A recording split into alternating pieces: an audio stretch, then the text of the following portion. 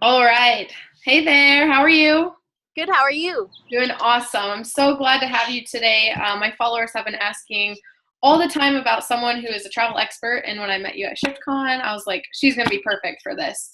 So, yeah, we'll get started. I'll have you introduce yourself and then we'll jump right into the questions. So, can you Yeah. tell us a little bit more about you? Yeah, my name is Carolyn Scott Hamilton. I'm known as the Healthy Voyager. I launched the Healthy Voyager back in '06, so it predated what we now know as social media. But the reason I started it is I went vegan back in '98, so 20 years ago, and I traveled a lot for work. I had my own PR firm, so I was traveling a lot, and I was doing a lot of like MacGyver cooking. So like cooking in my hotel room or packing a lot of stuff in my suitcase, because there really weren't that many options. I was able to veganize a lot of stuff at like chain restaurants, like veganized salads or some kind of sandwiches, but it was kind of, So back in '06, and I'm a nutritionist and I'm also a vegan chef. And I did all of that in 99 to 2000, because I really just wanted to know the best way to be as healthy as I could on my new diet. For me, I wasn't really planning on doing much else with it outside of just my own personal knowledge, because people would always ask me the usual questions. Where do you get your protein? What are you doing? And so I went to culinary school and I got my master's in holistic nutrition and to my PhD in naturopathic medicine just for my own personal knowledge. And it turned out in '05, I started thinking when I was traveling all the time, I'm probably not the only person that experiences this. And I thought, even if it's not vegans, it's vegetarians, it's gluten-free, it's diabetics, things that make it more difficult to travel.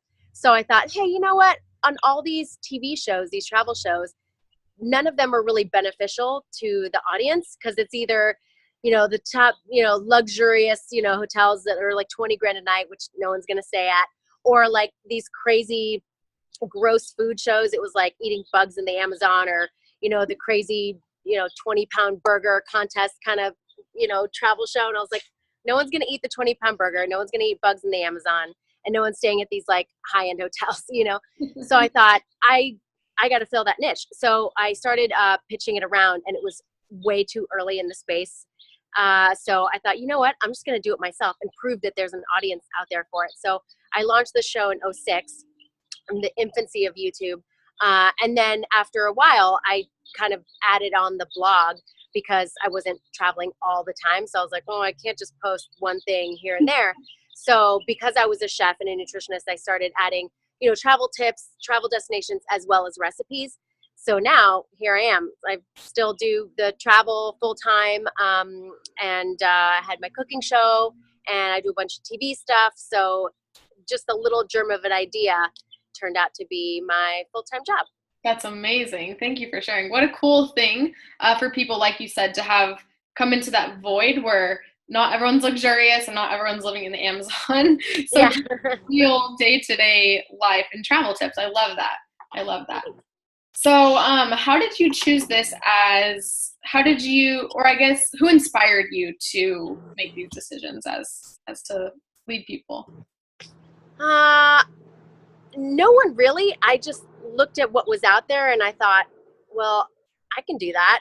And no one was doing it at the time. No one was doing vegan travel, especially on YouTube, and then on TV even, So just kind of my own personal difficulty with traveling and thinking about other people that might have the same issue. They didn't Mm-hmm. necessarily have to be vegan, just to think about, I want to be a resource for people and help them be able to see the world without worrying about their dietary restrictions. Yeah, So, yeah, I just saw a hole in the marketplace and I wanted to fill it. I love that. What are your top 7 travel tips? My top 7 travel tips: stay hydrated. That's number one. So I always bring a water bottle with me, even going through security. It's empty, and then I fill it up when I get through security at the airport.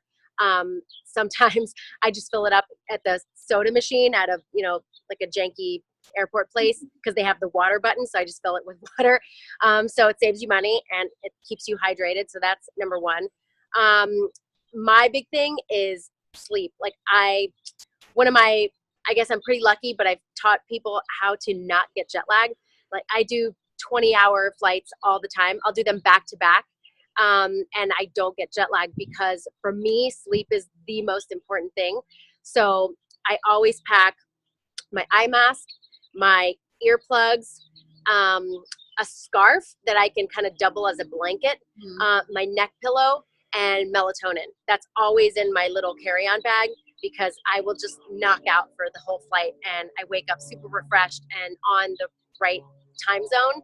So that's one of my big tips. Make sure you find a way to get sleep on flights. Let's see, 3, always bring comfortable shoes so that you can kind of fit in some fitness. Even if you're not going to go to the gym, which, you're on vacation or you're traveling, you kind of don't want to waste time doing that. But, take a walking tour of the city instead of like the trolley tour, things like that. Find ways to be a little more active so you're not so sedentary. Let's see, number 4, it's kind of 4 and 5. So number 4 is pack some snacks so that you know that you always have something with you that you can eat, whether it's, trail mix or I like to bring these powdered veggie packs. So if I happen to be somewhere that doesn't necessarily have very fresh veggies, or I can't eat a good salad or get a juice or something, I have at least that. And the little powder is about 6 or 7 vegetable servings in one shot. So I have that. So pack good stuff. And then part 5 is kind of know before you go, kind of do some research on the area that you're going to be staying at, or, the town, and kind of see if there are some local markets or anything like that, so you can do some stocking up in your hotel room, which saves you time and saves you money. Because when you're traveling, if you're eating 3 meals a day out, it gets really expensive. And sometimes you end up eating a lot of junk. So if you can at least have some fruit and things in your hotel room, that'll kind of keep you in check as far as healthy travel. And 6, I like to kind of wing it a little bit too. I like to find, the restaurants that I definitely want to check out, but I also kind of like to be pleasantly surprised and ask locals, get to know the areas, and don't just stay in the tourist spots, because you'd be surprised how many cool parts of town you get to explore when you're looking for that random restaurant that someone recommended, or that random experience. So for me, I think getting outside of the tourist realm is the best way to get to know the town, the country, the culture, and really kind of have some adventure. That's amazing. I love that. I do love that. We did that in Africa a little bit. We would have they'd be like, oh, come to this guy's house and he's going to give us lunch. And you're like, okay. Yeah. That's amazing. I mean, within reason, right? So like, especially if you're a chick traveling alone, which I end up doing quite a bit, like, just wear your smart cap when doing things. But for the most part, that's the best way to have an awesome adventure. I love that. Awesome. So where is your personal favorite place that you've traveled to, or just the place that you you want to go back? I don't have a favorite. I have several favorites just because it's so hard to choose. I would say I loved Kenya. I went to the North Pole, which was probably one of the coolest things I've ever done. It's a few hundred miles south of the North Pole. It's like one of the northernmost inhabited cities in the world. Wow. So that was cool. I loved Iceland. I loved Thailand. The Galapagos was fantastic. There's too much world to choose one place. Yeah, whether you want relaxation or adventure. Yes, I totally agree. People ask me, what's your favorite place? I'm like, everywhere.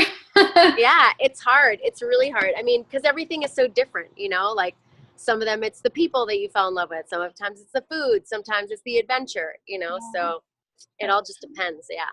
Good. Where are you heading to next? I've got a pretty crazy slate for this year. I've got on the books Japan, Maldives, Seychelles, and Mauritius. Bhutan, maybe in the fall. I'm doing mainland China, going to Antarctica. So there's a lot happening this year. That's amazing. Wow.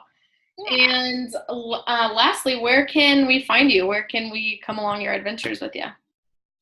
Everything can be found on my hub at healthyvoyager.com. And if you're looking for me on social media, almost all platforms, I'm Healthy Voyager. So on Facebook, it's Healthy Voyager. On Instagram, it's Healthy Voyager. Pinterest, Twitter, and on YouTube, it's a new channel. It's Healthy Voyager TV, and that's where you'll see my travel show and my cooking show. Awesome. And do you have anything else that you think people should know about travel or about you, about any of your other services? Let's see. Well, my cookbook is still out there. It's the Healthy Voyager's Global Kitchen. So it marries travel and adventure with vegan recipes. So I veganize traditional recipes from around the world. So every chapter is a different country or region. Oh. So yeah, so that's still out there, Healthy Voyager's Global Kitchen. I'm working on another book, which kind of does the same things, but it's holidays from around the world. So okay. That is amazing. Yeah. Well, thank you so much. I cannot wait for everyone to hear about your journeys, your adventures, and to come alongside you and see how they can get involved. Yeah, thanks so much. Yeah. Bye.